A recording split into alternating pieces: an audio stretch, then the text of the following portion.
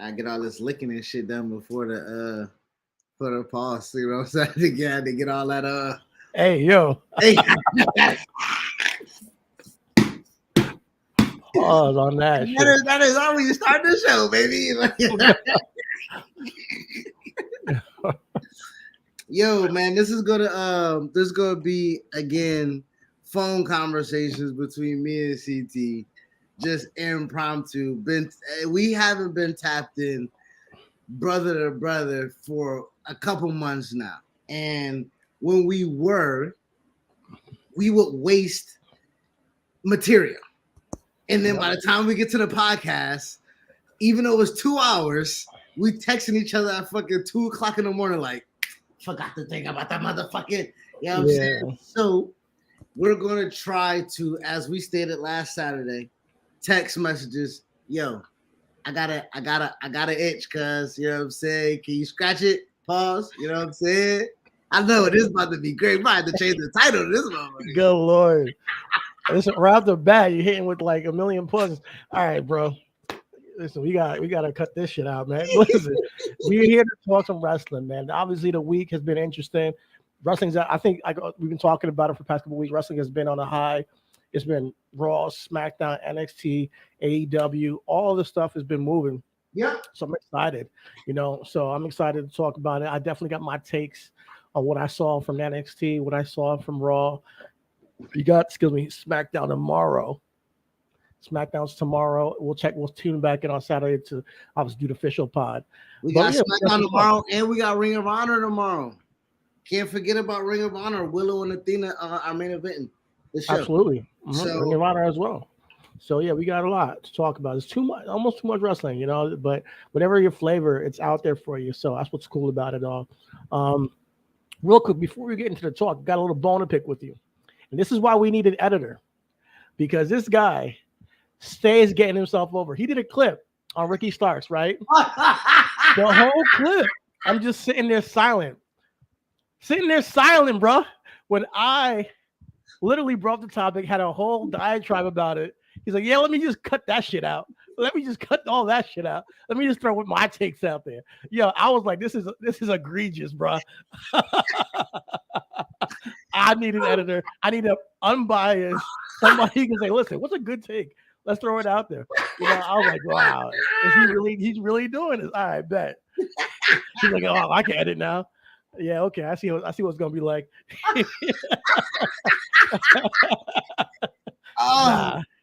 Yo, I'm not gonna. Yo, is the longer clip not on YouTube? I didn't put the longer clip on YouTube. I don't know. I don't know if I saw it. If it did, I probably not talking to that one either. Shit. Oh man. Oh no, I don't go 5 minutes and not talking on the clip. That's wild. He's like, shit. CT's talking. That's Let's funny. stop right there, right before we get to him. That's funny. I'm like, is this? This got to be intentional. So for those who did not know, last week we did this show doing a congratulatory on Ricky Starks because he is Owen Hart Foundation tournament winner. And CT did lead the charge. I can't take that away from him. He led the charge on speaking about how great Ricky Starks was and how over he is between him and I. But so if you didn't catch it, you wouldn't know. Hold up. If you didn't catch it, let me go ahead and give you the floor. It's all good now. Listen, man, I feel like Ricky Starks is on his way back to becoming a heel. Obviously, he cheated to win, but I think Ricky Starks is a great heel. So I'm all here for it. My problem with that is, what are you going to do with him when he becomes a heel? You got MJF, you got Christian Cage, you got the BCC. I don't want him to get lost in the shuffle. He needs to step it up and show out. So I mean, before I was saying, go after the TNT Championship as a babyface. Maybe he's like a tweener, Eddie Guerrero type of dude, who can sneak out some victories here and there. Yeah. But I need him in the mix for the TNT Championship. It's funny that you bring up MJF heel babyface whole scenario, which leads me to why the fuck we're here right now. Okay, Listen, you couldn't wait to the pod. I No, already knew when I saw it. I was no, like, all right, here we no, go. They made me look no, bad. no, They made me look bad. no, no, Listen, man, MGF, no. I Couldn't. tried. I No. tried, man. I think the Adam Cole's Chris Jericho storyline is leaps and bounds better than what they're doing with MGF and Adam Cole, and it's a shame. It should be swapped. This is where MJF should put Adam Cole in the dirt. He should be able to tell him who he is and then say, I'm going to end your career and finally end it for good. But this tag team, strength Bedfellows, I was like, all right, you guys want to go that route? I'm down to see where you gotta take it. I'm down to see where you take it. But the dance battle, oh boy. Bro. I was so embarrassed, bro. And the fans were cheering like, oh my God, this is the best thing I've ever seen. Not in a World Heavyweight Championship angle, bro. Like if this is Otis and I'm down to see dancing. It's fun. I don't want to see my world champion doing a dance battle in the middle of a match. Like right before the match starts. I think it's so stupid. This is why I say I think we're influencers. Because didn't I literally just say last Saturday how I hated the fucking sing-along with Jericho? And they say, here, Chris, double down, you bitch-ass nigga, because you ain't going to not watch. And guess what my whole ass did? I watched. I fucking watched.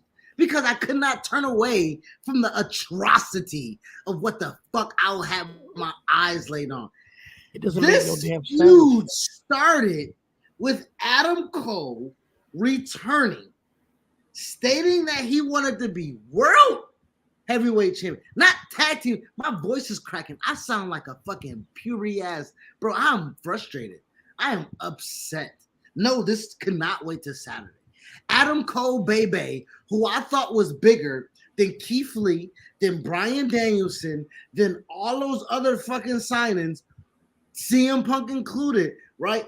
I thought Adam Cole had the potential to be a needle mover.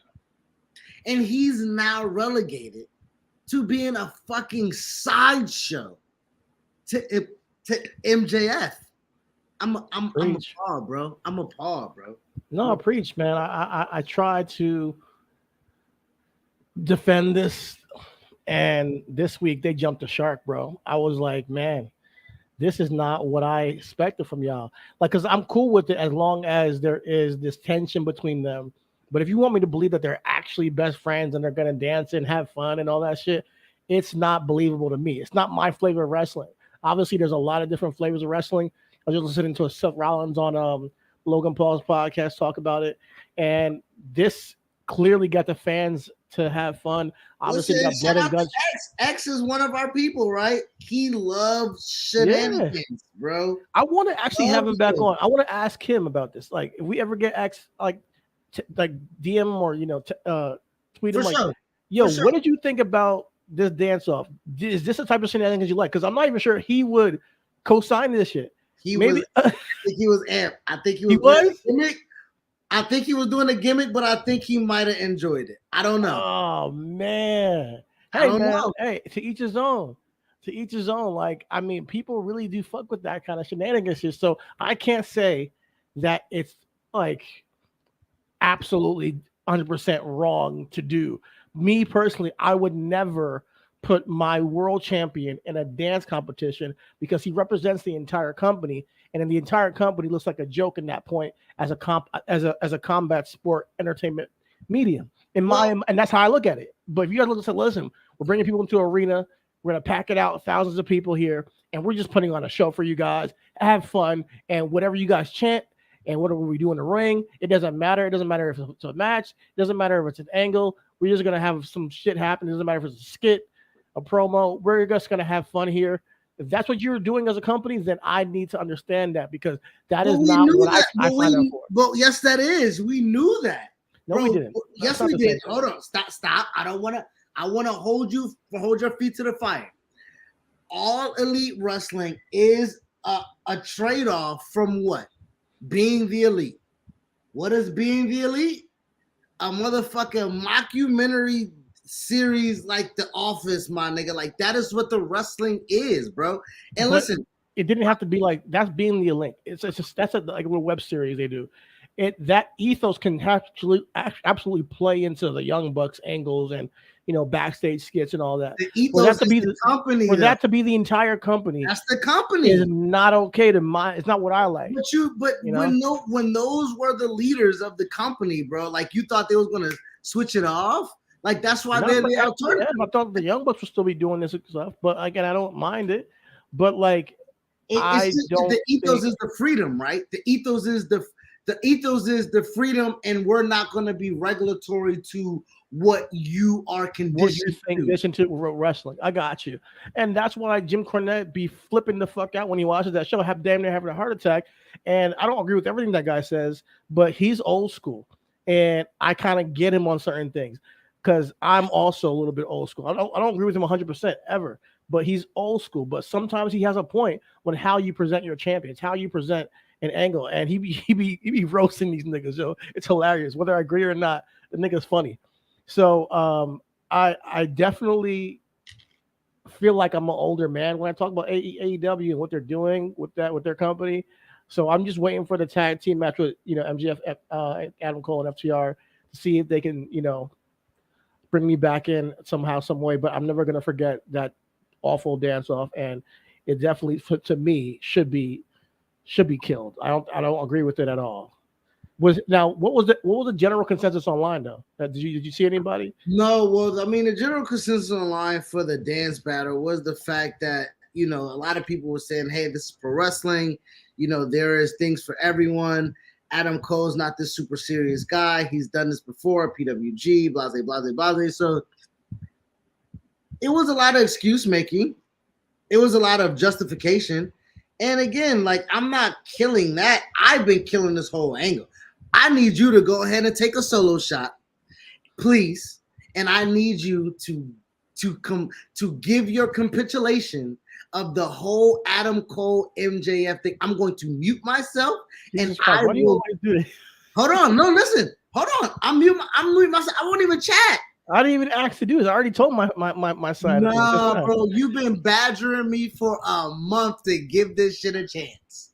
Yeah, because we didn't have a dance battle in the middle of the ring that they fucking blew everything up. Like, yeah, up until this point, it wasn't like the best thing I've ever seen on TV.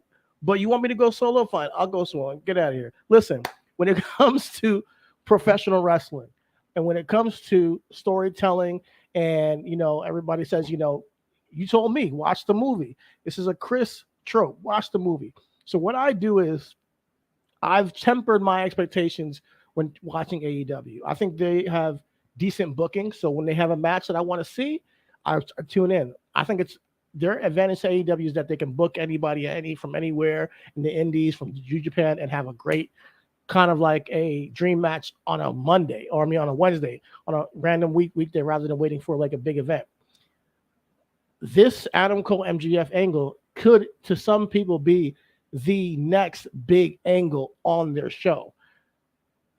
What they did is they had a lot of attention put on the Elite versus the Blackpool Combat Club, which has no stakes, no titles, nothing, so all the storytelling is going towards that. And it's really about a screwdriver and Don Callis turning on Kenny Omega. I don't quite get AEW's philosophy on storytelling. So when Adam Cole and MJF come out and they cut a promo on each other and it's fire, it's good. And then the next week, they go out and have one of the best television matches I've seen all year. Not the best. I'm just saying one of the best. That goes to a time limit draw where Adam Cole is going move for move. MJF is going move for move. I see the potential in them getting around to that draw has to lead to a second match at some point. When you go to the next month and the next week, and they say, listen, you're going to be a tag team. They both say, shut up, Tony, and they are putting this, battle royal. This kind of like gauntlet, kind of like style tag team tournament where, people just kind of pair it together randomly. I was like, all right, cool. We don't got a big AEW event to build up to yet for the next maybe month and a half or 2 months. So this tag team tournament can have a lot of storytelling in between. So I was willing to give it a chance. I was willing to watch it, give it a chance, and see where it goes. when they did the birthday for Adam Cole, MJF trying to warm up to him, trying to become a friend, trying to gain sympathy with the crowd because he doesn't have friends, all that kind of shit. I thought, okay, cool. It's not where I would have taken it, but cool. My thing is, I need Adam Cole to click in his mind that, listen, you were this close to beating MJF and you still want that championship. Don't get caught up in the MJF, fakery, buffoonery, whatever it may be. And he failed to do that with his dance battle. He capitulated to everything. Now, I like the in-ring storytelling where he's getting Adam Cole to cheat a little bit more. Adam Cole's getting him to do suicide dives. I don't mind that stuff. They're rubbing off each other like unsurprisingly, but those little antics, the birthday with MJF singing without any inkling of a world title match, he says, like, what's your wish? And I thought Adam Cole was like, my wish is to get another world championship match. MJF could have took his title and walked off, and next week they could have came back and they could have had their match. But this dance battle definitely jumped the chart for me, and it really does take the teeth out of such a great match they had. So, yeah, up until this week, I had a right to give it a chance. Everybody should give it a chance. And actually, some people still should give it a chance because people were happy with it because they enjoyed it. But me, I'm kind of checked out, and I'm just looking forward to the match. And I feel like I've been here with AEW so many times that I got to finally expect and understand what they are. They are a company that does not tell stories the way that I like it, per se. And every now and then, they hit me with a gem where I'm like, I love this. Every now and then. So for me, it's going to be few and far between where I'm like, yo, I am tapped in and watching AEW because of this angle and storyline. And then until that happens, I will just treat it like, the booking, hey, do I want to see this match? And I think they could do so much more as a company with storytelling. I am trying to manifest that they do get it together and do a little bit better with that, but we'll see where they go with it. I think it's been more about, hey guys, this match is going to happen this week. Hey guy, this match is going to happen next week. Check it out. Rather than, them still telling a story. So when they actually try to tell a story long-term, it's very, very hit and miss. Adam Hangman Page, Kenny Omega, great job. CM Punk, MJF, great job. A lot of Wardlow, MJF, great job. There's been moments, but for me, they more than often than not, they missed the mark and they disappointed me again. So we'll see where that goes, and I hope that is they figure it out before we get to the next pay-per-view, because you can get people back tapped in if you guys can tie it all together. But that dance battle was awful.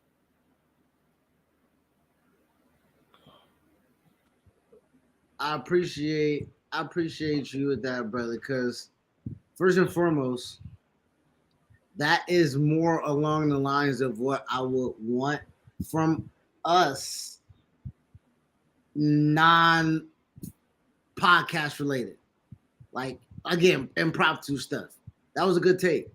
And that was a take that's poignant and it's timely, and we could lose it if it comes to Saturday. You know what I'm saying? Yeah, I hear you. So that was the push for that. So that's what outraged you and brought you here. I need to talk about a little bit more because I got to talk about what outraged me. All right, AEW, blood and guts. Good God, it was hard for me to watch, and not because of the violence, but because every 3 minutes there was a commercial break for 3 minutes, and they put it in a small screen in the corner, and then it got to the point where they're like, you know what, picture in picture, fuck that, we're just gonna give you a commercial break, no picture in picture. And in a moment where they have built up to this culmination of Blackpool Combat Club versus the Elite, I'm like, God damn, I can't even follow the flow of the match. I can't even follow the storyline of the match. Granted, I've seen spots. They were really dope. This should have been a ad-free hour. Ad-free, or wait until you get to fucking, I don't know, All In or All Out or wherever, do it later, or, figure out something, pay Warner Brothers, whatever the ad money was, because you guys have done it before. This is not the type of match that you want to have a million ads during. Not this one. Not this match, so it took me out of it. Even some of the camera work was bad. They got to figure out how to shoot this match. I know there's 2 rings, it's a little bit different week to week that you guys don't usually do that. But yeah, we're missing spots. But yeah, the performance, like they did their job. Like it was dope. They had a great match. Kota Ibushi, hey man, he looks a little bit slower now. It looks like he's been eating ever since he's been since he left New Japan. I'm sorry. I was looking forward to him, and he looked like he lost it. He lost his shape. I was like, God damn, Kota, what you been up to, man? But other than that, everybody came to play. Everybody came and did their thing. Bro, why you talking about Kota relationship weight, brother? In a relationship, gets fat. Bro, listen, man, my nigga, bro, it's in his name. He's a lover. Okay, meaning what does that it have to do with his physique, man? Nigga gotta get back in the gym, and he's not looking bad, like terrible, like nah. But if your partner making some good grub, then shit, it is what it is. I know it's been like what 6 months since he wrestled. He's been, or since he's been officially like a free agent. But yeah, he didn't do nothing for me in that match. I'm gonna be quite honest with you. Kota Ibushi, I was excited to see him. Wow. And he did nothing for me in that match. That's a take right there. It's true because he didn't do shit. I'm sorry. He did a lot of punches that were stiff, which is cool, but we see that every fucking week in AEW. Do something, do a flip, do a moonsault, do something, bro. He did a moonsault on the bed of nails. That was standing moonsault, great. All right. That was the spot. Cool. Bro, on a bed of nails, Cheaty. Like, what do you mean? Yo, you're the fan? Wow. Wow, bro. That's so what were you expecting from Cody? Off the cage? Yep. Like, yep. Off the cage, bro. I'm with you. Like if you did something off the cage, off the top rope, maybe. Onto the bed of nails, cool. But just a standing moonsault, like that bed of nails ain't do shit for me either. It was cool, but like there were certain things that were just a little bit off, put it that way. But I had fun watching the match. I think Pac did his thing. Pac was dope. I'm glad to see him. Yeah. Wow, bro, you are grata. Listen, it was cool. You enjoyed it though. You had a fun time, right? Yeah, man. I live TV War Games match essentially. Yeah. With is it the United States cable debut of Kota Ibushi? Like, I think so. Like I understand your sentiment of this your first time here, go all out. But if we're talking about storytelling, this could possibly be leading to, something. So we don't want to blow his wad. You know what I'm saying? Again, Kota's been wrestling a long time. So we know his sequences. We know how he moves. We know what his match is like. We know the little power-up game. We know he messes up his hair and shit like that. We know. So I appreciate them not falling into that with us. I guess, like, I can't ask for Kota Ibushi on his first match on cable TV to be like essentially a War Games match and know exactly how to maneuver through it all. I mean, I'll give him a pass, but he didn't look like the same Kota Ibushi with Cedric. I'll tell you that. So I hope that we help maybe in a one-on-one match. He still's in AEW, gets to be in some kind of matches there and performs well. This match made me feel like, oh, it's actually good that you didn't go get signed to NXT. Only because you need more as a character than to just be a great wrestler. And he's a great wrestler. But go to NXT with your boys and figure it out. I mean AEW with your boys and figure it out. And so you'll see how Kota can thrive in AEW. I just want AEW to take this time to reshuffle the deck. And like there's so many things that you guys have been doing for like months. And we need to stop. Like this BCC stuff with no championship on the line and with the Elite, and the storyline has been really dragging for me. It's not fire. It's done. I'm glad the match was good. No, I think they ended it. I think they did a handshake and shit at the end of the show and everything like that. So okay. I think they ended that. Which All right. again, I'm not mad at. I'm not mad at the feud. Again, I know you said it took stuff away from the House of Black, but That's my take. I think that that's my opinion because that's your big faction. I think that put it this way, there's so many factions, gang warfare in AEW. If you're going to do this, you should have had a title on one of these factions. Not that the House of Black have to be the center of everything, but they shouldn't have the championship while you're doing this. And then afterwards, if they arrived as the new challengers to whoever won this, it's on and popping. If the elite won it, and then you know, even if this match wasn't for the belt, but like they had AEW trios on, Kenny and the Young Bucks, and then next up the Blackpool Combat Club, arrives, to get their, um, their pound of flesh on the league. That'd be dope because then he just overcame the Blackpool Combat Club. Now you got this another challenge coming down the line. But I feel like we don't care about the trios championship. We don't care about the women's championship. There's certain. We'll see how things. We care. It's only 3 factions, right? So I don't. I just want to. I don't want to because there's more factions than that. There's. No, 3 factions that are. This is almost like, okay. This is almost like football conversation, right? There is Chiefs, Bengals, Bills. Everybody else is working. Now I don't give a fuck about your 8 wins, your 9 wins. Are you championship quality? I don't care about your best friends.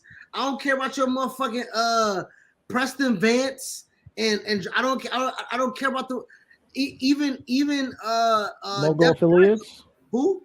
Mogul affiliates. Bro, Mogul affiliates is not. Listen, Mogul affiliates Bullet is Club good. Gold. Who? Bullet Club Gold. But my thing is like they can't get there unless they're on TV with angles, like with storytelling. And I'm not saying that that the House of Black, put it this way, this should have been for the championship. The House of Black should have been next, and they should have been building that next group at the same time. They don't need to be but what I'm trying to say is there's other teams that you can build to go after the Trios Championship. It can't just be, hey guys, remember we had the Trios Championship? Hey, on Rampage, check on Rampage. We're gonna get a Trios Championship match. It's title on the line. Check it out. That should not be the case. Like the House of Black has such a vibe when they come out that they should be in a heavily prominent angle at some point. And the Elite and BCC and Chris Jericho Appreciation Society have been the most prominent factions for so long that I want you to shake it up a little bit. And I don't want Jericho to just go to Don Callis and make him be the most prominent faction with him. I can't, like, let's make a new big faction, a new big star. Take a new guy and make him the man, of AEW. Because we get it. John Moxley's the man. He's cool. I love the Blackpool Combat when they came together. I like the Elite, but they can't be the end all be all unless they have like a title on with them. You know what I mean? Like where they can say that we're the head of the totem pole when it comes to factions in this company. And like, hey, listen, I don't care if the BCC had a championship and they held it for the whole year. If they had this angle, I'll be, hey, cool. But that's kind of missing a opportunity with that championship. If for me, if you just could have the House of Black and backstage and catering while you're doing all this stuff with groups, it just doesn't make sense. I guess that makes sense. To me, I think it was ill-advised for them to have that triple threat match in the first place in Canada involving the House of Black. But again, House of Black at the same time was Judgment Day-esque, where you just had to kind of put them on TV. But I think angle-wise, if Aleister Black, if Malachi Black and Buddy Murphy and Brody King was to have laid breadcrumbs, or every time Trios was in the ring, the room would go black and the hat would be, or whatever, like just this symbol, like, we next up. I get you on the bleed in the block with that. But I also feel like we talk about AEW and WWE to the likes of not striking while the iron's hot sometimes, right? And, missing the boat to where we don't care about them. I would rather us not care about them with a championship than us care about them without a championship, because I look at us like the Street Profits, right? Street Profits for so long with the championships, we was just like, yo, can they fight anybody else except New Day? And whatever the case may be, like, we need new challengers. We need them to show growth. We need them to show this. And at some point in time, it was like, all right, take the titles off of them, put them on the Usos, shit like that. I'd rather them be irrelevant with a title than irrelevant without a title, because now we see what irrelevant without a title really, really looks like. But irrelevant with a title makes a title irrelevant. You know, you talk about, you know, missing the boat. AEW misses it all the time. WWE, look at Dominic Mysterio on NXT. They see the heat he's getting to the point where, like, hey, listen, we can't put Gunther's title on him. We're not going to put Austin Theory's title on him. But what we're going to do is, let's take him down to NXT against one of our biggest baby faces in NXT who hasn't lost a match all year, and have him cheat with Judgment Day, who are like a wolf pack, to win the championship. Because there's a moment right here to capitalize on it. I think that they can't capitalize on Wardlow when it was time for him to capitalize. And now look at him. They couldn't capitalize on Will Hobbs when it was time to capitalize him. Ricky Starks has to revitalize his career now by being CM Punk. There's moments where you could have made people to take him to the next level, including the House of Black, where they just kind of like, yeah, let's put a title on him. That's enough. Well, I want to push back on you. When we talk about the embarrassments of riches that AEW has, how are those guys going to surpass, right? We talk about Wardlow, Hobbs, Ricky Stark, House of Black. How are they supposed to surpass guys that they, like, again? By now, Wardlow should have put Jon Moxley through a fucking table already. He should have powerbombed Tiffany the entire BCC. That's what it should have been. It should have been Wardlow going through the BCC, because he's a tough guy against a bunch of tough guys. That would have gotten him over. But for what? What would have been the motivation? Is that when Moxley had the title? Is that they're like, what would have been the motivation? It could be it could have been any point since the beginning of the year, bro. It could have been Cesaro going for the TNT champ, or Claudio going up for the TNT championship, failing at it, or Yuta going for it and failing at it, and then saying Jon Moxley's like, all right, they jump him and he has to get his get back. Like, it could have been any kind of storyline they could have put together where Wardlow could have taken a step from TNT champion who loses and gets it back, who loses and gets it back, and then loses it again, to a guy who's like, all right, I'm competing against main event players, and him and Moxley could have had something at the last, I'm not Forbidden Door, but the one before that, or whatever you want to do, or even on a random show, like a big main event for Dynamite one week, where he could have said, I'm going to stand up to you. You're over here bullying the entire roster. I'm going to be the one to stand up to you.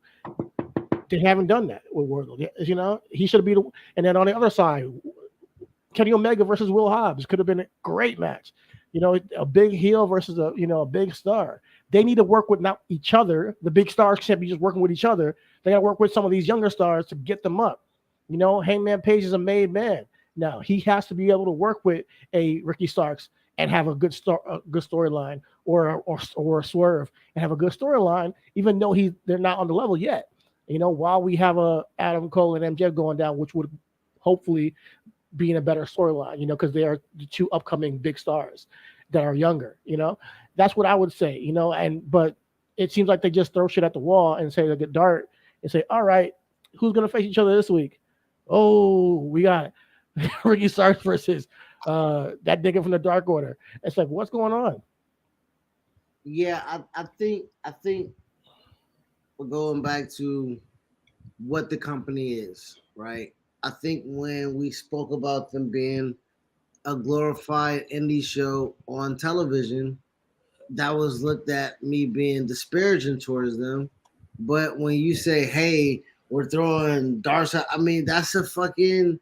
We got all these big stars in house, and we're just gonna make matches. And certain matches are going to lead to certain things, but not everything's going to connect. And to me, I don't want to be a stickler for storytelling, because listen, the TBS championship was something that was dogged on, right? Oh, Jade's not doing enough. Blase, blase, blase. Man, Chris Statlander right now, nigga, got like 13 defenses. Again, none of them necessarily matter, but she's the Wesley. She's the Wesley of that. Again, Wesley didn't have no feud that mattered during But he his had a bunch of great career. matches. And that's what Chris Statlander is right now.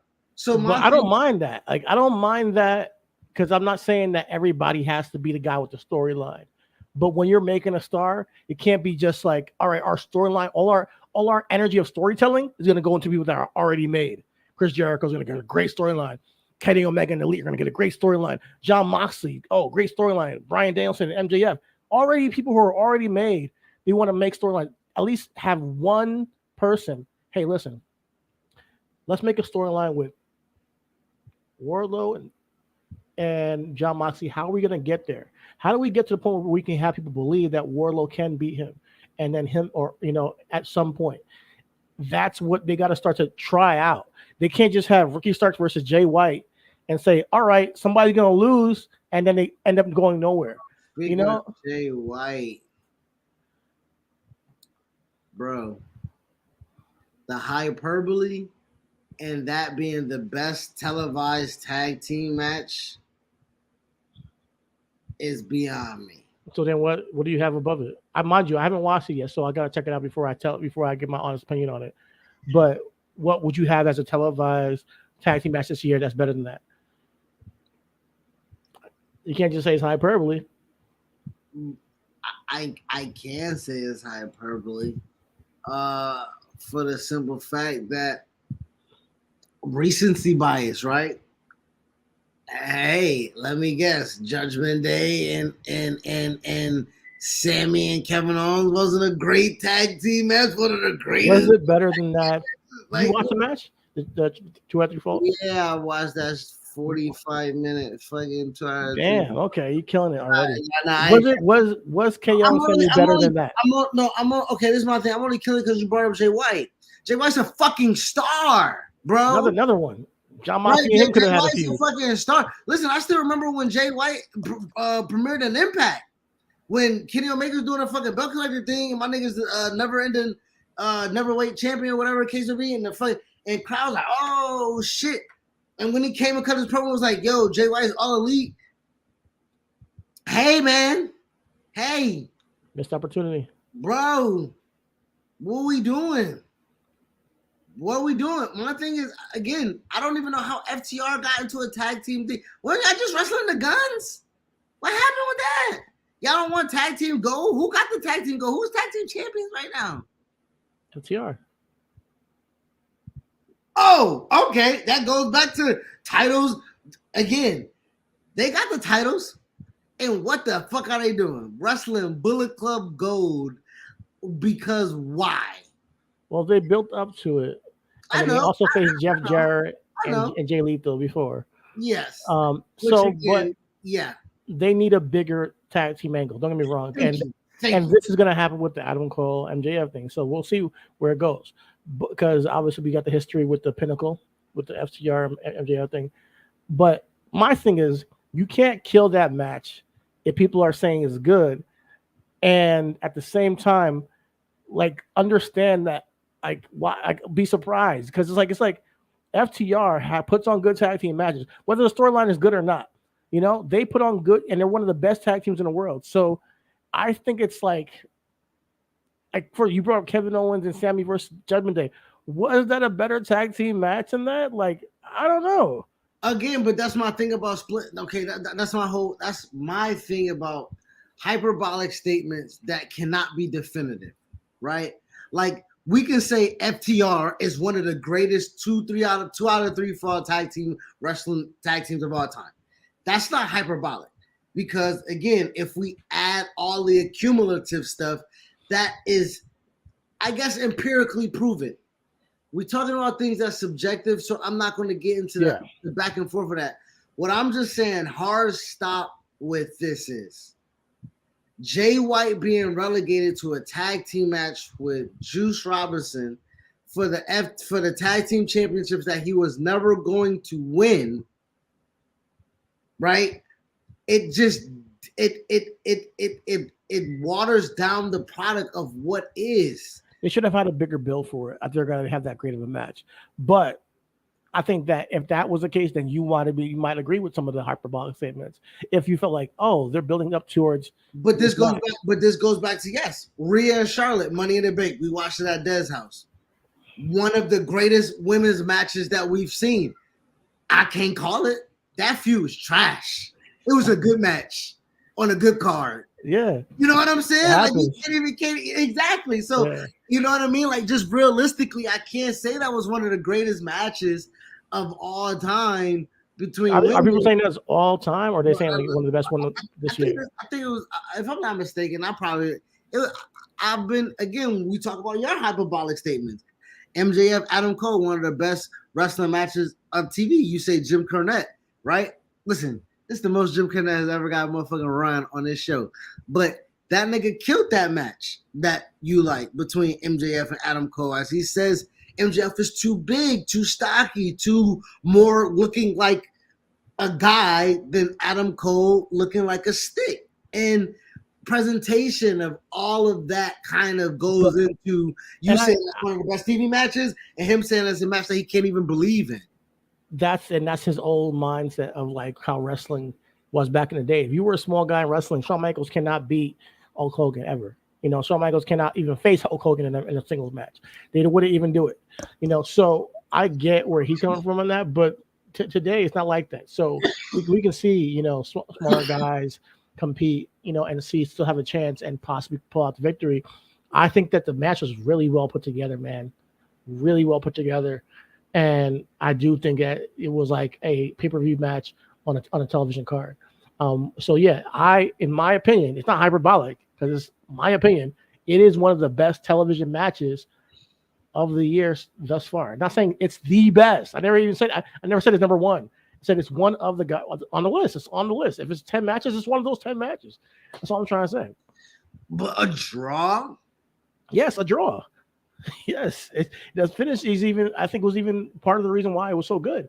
Like he was that close, and he didn't. He couldn't pull it out because the bell rings, and you're like, oh shit, what was that? And then it's like, oh, it was a time of a draw. It's the drama of it all. We all were rooting for Adam Cole to pull it off. So yeah, I thought it was good. I thought they played it out very well. Just like the Dom and Wesley thing, I think they played it out very well. Yeah. Wes has a legitimate gripe. This can even allow West to make his Raw appearance debut, see how the crowd reacts to him, kind of like mellow and things of that nature. You know what I'm saying? So like, this is great, man. We obviously know what his greatness. So it's just a matter of time before he gets called up. He's a good babyface, man, and I think that this loss protected him. He had literally the whole Judgment Day against him. So like Rhea he got hit hard way too. Yeah, him open, dog. So. Yeah, he got busted open. So, you just want to root for the guy, man. So as a character and as one of our friends close to us, we understand that he's a star to make him. So I don't think he lost anything. I think he gained something because he didn't lose it to somebody in NXT. Somebody had to come from the main roster to take that off him. To me, it's one of the biggest hill. You said the biggest hill in the industry right now has to come down and beat Wesley. So I'm not like, oh man, like they screwed my guy. If they wouldn't do this, if it was somebody else, I don't know. I think they really protected him all year. He hasn't lost a match, literally, and he's been killing it. And so I can't wait to see him get called up. I'm really looking forward to it. Yeah, I'm looking for Wes, Ron Breaker to get called up. I'm liking what Ilya and Carmelo's doing down there in NXT. I feel like Ilya, even though people love him, I think he'll be a great heel. Like I have a feeling that he could be. He's about to be a heel. Okay, I can't tell. I kind of feel it. I kind of feel is. I like what they're doing right now. I do like and appreciate the effort of trying to present two baby faces. Right, but at some point in time, Ilya's gonna be like, all right, fire the dragon. Yeah, you know what I'm saying? Like, I'm waiting for that headbutt. You know what I'm saying? Like, I just know it, and that's gonna bring the steam to Great American Bash. Like I think because Melo already telling the nigga like, yo, bro, I got tricked. I don't need nobody else to watch my back, brother. And Ilya's like, yo, listen, I'm protecting what I want. I don't want nobody else. I want you. Mm-hmm. And Carmelo's like, nigga, you ain't got to worry about me, nigga. I'm going to be there. Ilya's like, no, nigga, I'm going to make sure you beat it. I like what's going on. And Ilya at one point in time, I'm like, nigga, you know what I'm saying? You know, in Russian, you know, because they still call us in Russian, you know what I'm saying? Yeah, man. I'm here for it. I think those two angles. Obviously, Mustafa was supposed to get a chance at Wesley. I'm not sure if Dom's going to come back down for the Dream American Bash and defend it, but I think Mustafa should not get like screwed out of that opportunity. It should be a triple threat, you know, and see where that goes, you know. But we'll see. We'll see how that plays out next week on NXT. But NXT has stepped it up, man. Gotta say, man, this year they really have stepped it up. You know, so it feels different. You know, I actually wish I was in Florida sometimes. I'm like, yeah, I wish I went to an NXT show, you know, so I can just check it out. You know, but I would have definitely been there for this match with Wesley and Dom. I would have definitely been there rooting our guy Wesley. But we'll see how things go on Great American Bash. Obviously, Wesley's gonna get his opportunity. He got to get his out back. And come on, let's go triple threat. It makes sense. It makes sense, but like you say, sometimes wrestling don't always make sense, brother. Yeah, we'll see. We'll see what they do. We'll see where they go with it. Now, I did bring up Dom. I did bring up. Excuse me. I did bring up Sammy KO versus Judgment Day on Monday because it was a good tag team match. No, it was. It was a really good tag team match. But the real tag team match of the night. Yeah, bro. Yo, Viking Raiders. Bro, this is what I'm trying to say. Tag team, you telling me, bro, you trying to tell me the 2 out of 3 falls. I need to watch it. I didn't watch it. I know, but what I'm trying to say for niggas to say that is then you come back in Alpha Academy and Viking Raiders with a ship attached to the ring. Go 8, nigga. They went crazy. 8, nigga. Yo, it's a Maxine get the varsity jacket and get speared through the table. Yeah. Oh, I popped, nigga. Yo, I went off. Yo, they tore the house down out of Atlanta. Like going into the match, I was like, all right, this is a gimmick match. I'm not expecting too much. Obviously, you got the shields and everything. I'm like, oh, they're just gonna like, you know, Nigerian draw match this shit. But no, they actually went all out, and I think we forget how athletic all these 4 men are, including Otis. They went off. They would probably the loudest match of the night was that Viking Raiders versus American Academy. I'm supposed to say American Alpha Academy segment or that match. You know, Maxine going through the table, getting the jacket. Loved every minute of it. The Otis caught. He caught Ivar. Oh my! And hit the splash on him. That was dope. They did a couple of spots that were very impressive. You know, so I can't remember all because it was on Monday. But if y'all haven't seen it, go back and pay attention to that match. It was great. So yeah, 2 great tag team matches on Raw. Enjoyed it. Gunther and Riddle had another good match, probably even better than their match at Money in the Bank. And you know, Gunther was talking his shit. So yeah, Raw was dope, man. I loved it. I was tapped in the entire night. Raw was absolutely amazing. It was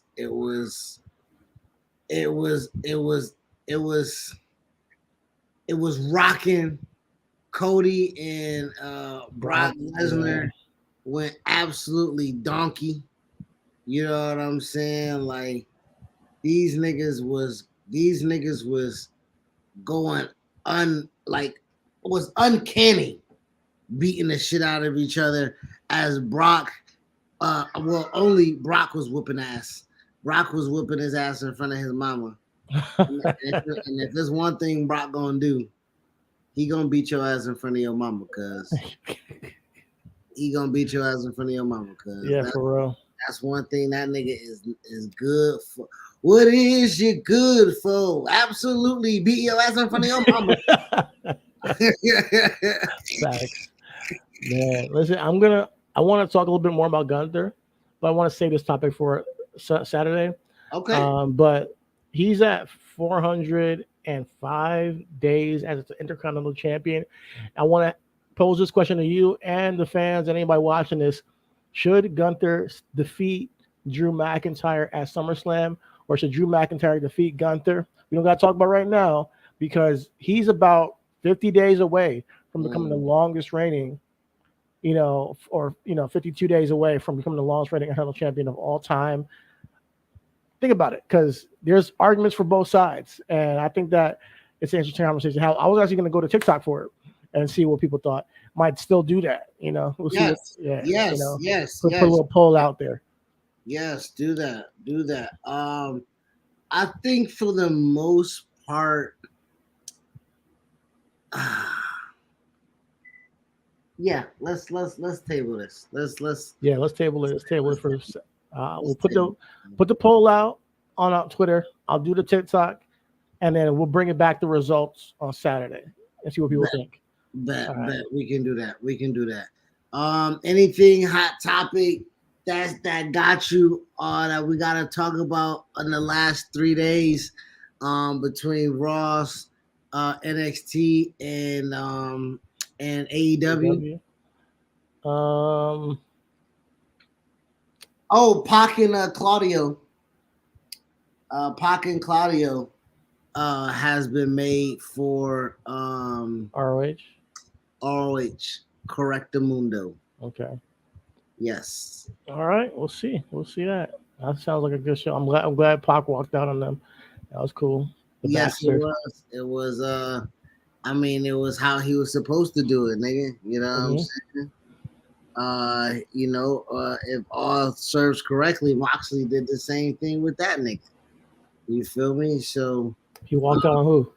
Moxley walked out on Pac in the tag team tournament in episode 3. I saw a Public Enemy podcast posted, and Tony Khan retweeted it. And Tony Khan said, our first ever tag team match between Hangman and Kenny Omega versus Moxley and Pac. And they showed it where Moxley gave him the double middle finger and the paradigm shift. Dropped that nigga on the skull. So, okay. I'm here for it. Shit, let's go. I'm here for it. So, when we talk about storytelling, they have it. It's just, no. They that's they don't do it right. They don't show no packages. They just like, oh yeah, that's right, that did happen. They don't do it right. Capitalized on that shit that I forgot that we did. We meant to do that. Yeah, for sure. They just be doing shit, man, and then playing, we meant it that way. That's bullshit. That's bullshit, man. I ain't buying you, Tony. I ain't buying that shit. You shouldn't have to retweet somebody else noticing something. Wow, is that how we're going right now? That's how we're going right now. That's how we're going. Listen, man. How he thinks about wrestling is not how I think about wrestling. Have fun doing your show, playing your games. I ain't gonna fall for your fucking tricks. This nigga here talking about he ain't finna fall for nobody's tricks, bro. That's crazy right now, bro. That's crazy right now. Yeah. We meant to do that now. You see storytelling? No, nigga.